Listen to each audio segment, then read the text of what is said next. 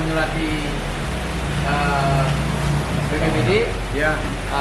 RH, sampai sekarang belum ada tanggapan. Belum tanggapan. Ya. Tanggapan.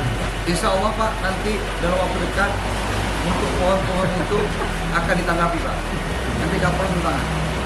Saya, Kapolres, Kasatserse dan semuanya akan bertangan. Nanti kita akan berkoordinasi dengan pihak Pemda yang mana Bapak bilang condong, kira-kira membahayakan, nanti insya Allah dalam waktu dekat kita mau kembali. Cukup membahayakan Pak. Membahayakan.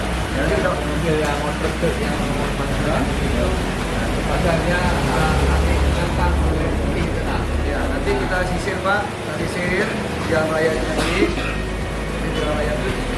Insya Allah dalam waktu dekat ini Pak, itu kan tidak lagi Pak. Yang selalu